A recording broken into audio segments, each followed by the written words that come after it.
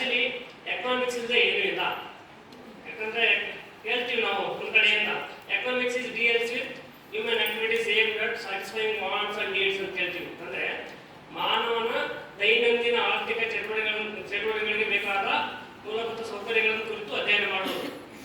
Okay, ಏನಾಗುತ್ತೆ, ಸ್ವತಂತ್ರ ಪೂರ್ವದಲ್ಲಿ ಎರಡು ವಿಧ ಹೇಳಿದ್ರು.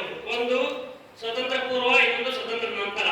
ಸ್ವತಂತ್ರ ಪೂರ್ವ ಅಂದ್ರೆ 1600ರಿಂದ 1947. ಅದರಲ್ಲಿ ಎರಡು ಭಾಗ ಡಿವೈಡ್ ಮಾಡ್ಕೊಂತೀವಿ. ಒಂದು 1600ರಿಂದ 1857.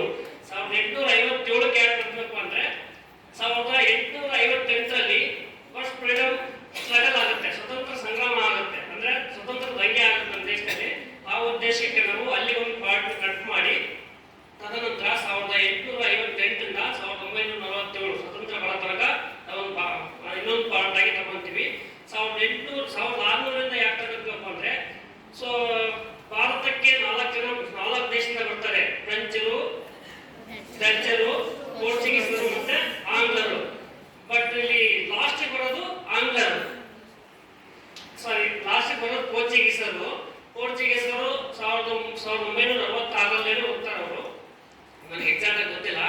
ಸೊ ಬ್ರಿಟಿಷ್ ಏನ್ ಮಾಡ್ತಾರಪ್ಪ ಅಂದ್ರೆ ವ್ಯಾಪಾರಕ್ಕಾಗಿ ಬಂದ ಬ್ರಿಟಿಷರು ತದನಂತರ ನಮ್ಮಲ್ಲಿರೋ ಒಳಹೊಕ್ಕನ್ನು ನೋಡಿ ಸೊ ನಮ್ಮ ದೇಶದಲ್ಲಿರೋ ಏನು ಅವಾಗ ರಾಜ್ಯಪಾಲ ಏನು ಸಂಸ್ಥಾನಗಳಿದ್ವು, ಆ ಸಂಸ್ಥಾನಗಳಲ್ಲಿ ಇರೋ ತಾರತಮ್ಯವನ್ನೆಲ್ಲ ನೋಡಿ ಒಂದಕ್ಕೊಂದು ತಾರತಮ್ಯ ಇರೋದನ್ನ ನೋಡಿ ಏನ್ ಮಾಡ್ತಾರೆ, ತದನಂತರ ನಿಧಾನಕ್ಕೆ ರಾಜ್ಯಾಡಳಿತ ಸ್ಟಾರ್ಟ್ ಮಾಡಿ ಅವರು ನಮ್ಮ ದೇಶನ ಆಳ್ತಾರೆ.